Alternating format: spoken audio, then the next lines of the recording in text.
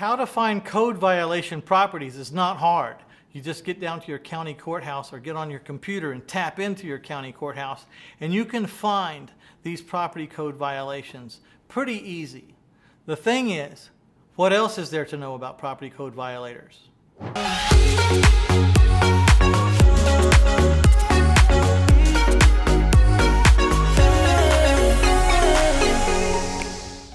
First of all, property code violations usually deal with properties that are being unkept or are dangerous. As you can imagine, houses that have been abandoned, the grass gets really tall, and that's unsightly. And so the neighbors in the community want it mowed. And so the city will go out and do that.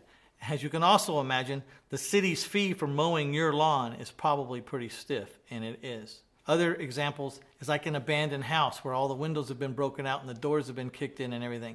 Well, those houses present a health hazard and a danger to children and stuff because nothing good happens inside those houses. So the city might go out and board up that house, all the windows and all the doors.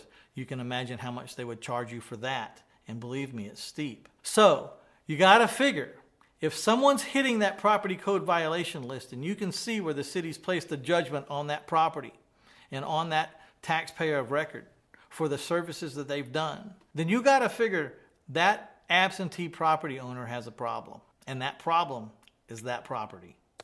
So what if this list of property code violators isn't easy to get? Well, you know, the harder a list is to get, the more valuable it is. If it's hard for you to get it, then it's hard for everyone else to get it. So find out how you get your hands on that list. If it's not easy, talk to someone, go downtown to the courthouse, speak with people, and figure out how in the world you can get your hands on that list every month in a timely fashion. If they don't want to give you that information, perhaps you ought to fill out a Freedom of Information Act form and have it signed and ready in your back pocket. Because at that point, if they don't want to show you how to get to these lists, then you just present your Freedom of Information Act form and ask to speak to a manager and tell them that you're very serious about getting this list of people.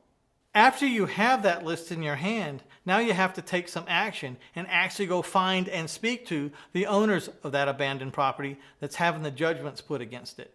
Now, I find this interesting because sometimes we get on the county courthouse records and we find the address of the taxpayer, but when we go to that address, the taxpayer isn't there. These properties really interest me because if I can't find this taxpayer of record for that abandoned house, neither can anyone else. That means when I finally do find him, I have no competition for this house. No one else has been able to find him. No one has tried as hard as I have. And I'm the only person in the room trying to buy this house. That makes for a lot better potential for profit and a consummated deal. Now, how you might find them. If a person's really difficult to find, you might have to employ the art of skip tracing to find them. And that's a whole nother topic that we'll be talking in the next episode. So stick with us, and I'm going to show you how to skip trace and find these guys that are very difficult to find.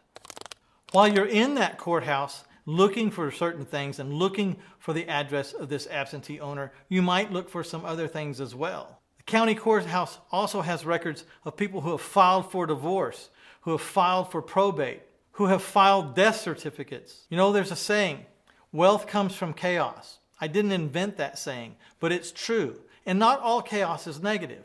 There are people that get job transfers and promotions that have to leave town, and they have properties they have to deal with. There are lottery winners who win huge amounts of money that don't care about the little house they live in anymore and are willing to just hand it over to someone. There's a lot of good things that can happen to people that cause change as well. Sometimes I've bought houses from people who were very happy, mature people that got married late in life, and they took two households, two full houses of everything, and they had to combine into one house, leaving the house that they were leaving behind for someone like me to pick up, use as a rent house or a seller financed house. The reason why I like code violation properties is because they're usually easy to find and they usually have a list pretty ready.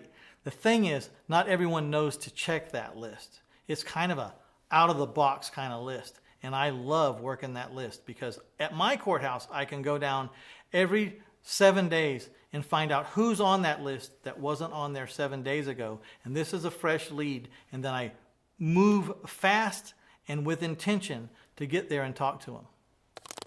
I've spent over 2.5 decades learning how to build wealth and cash flow through real estate. I knew that failing was going to be part of that. I didn't think for a minute that I was going to get through this process and not fail. But the question was, how am I going to fail and still be able to move forward? How am I going to fail without going under and drowning?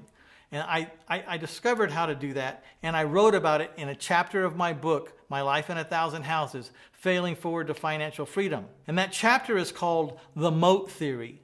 And if you would like to read that chapter called The Moat Theory, then just click on the link below, and I'm going to give you that chapter because I believe it's vitally important to anyone who's starting out in a new endeavor, because you know you're going to fail. The trick is, how do you fail without going under? How do you fail forward? All right, I'll see you in the next episode. Be sure to hit that like button and that share button.